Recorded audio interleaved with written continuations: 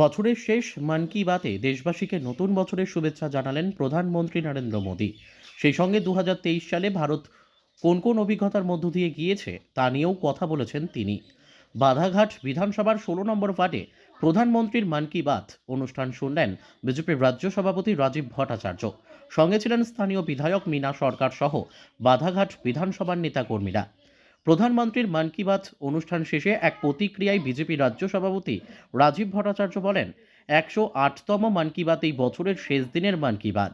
প্রধানমন্ত্রী বরাবরের মতো লোকাল ফর ভোকালের কথা বলেছেন প্রধানমন্ত্রী। সেই সঙ্গে দেশের প্রতিভাবান ব্যক্তিদের স্মরণ করেছেন প্রধানমন্ত্রী।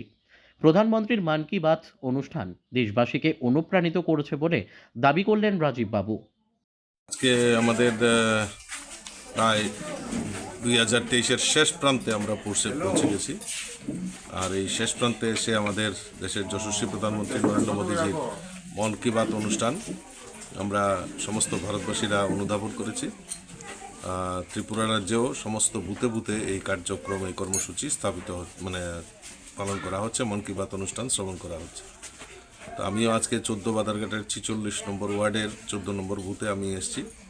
আমার সঙ্গে আমার বিধায়িকা মীনারিনী সরকারও এখানে উপস্থিত আছেন, কর্পোরেটরও উপস্থিত আছেন, মণ্ডল সভাপতি উপস্থিত আছেন।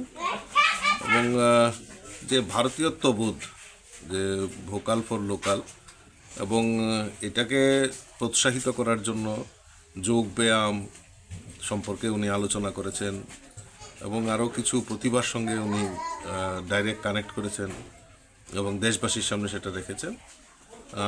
তো এই সব মিলিয়েই যে প্রধানমন্ত্রীর যে মন কি বাত অনুষ্ঠান, সেটা আমাদের পরম্পরা, ভারতীয় পরম্পরাকে জাগরণ করে আগামী দিন চলার পথ নির্দেশ উনি দিয়েছেন।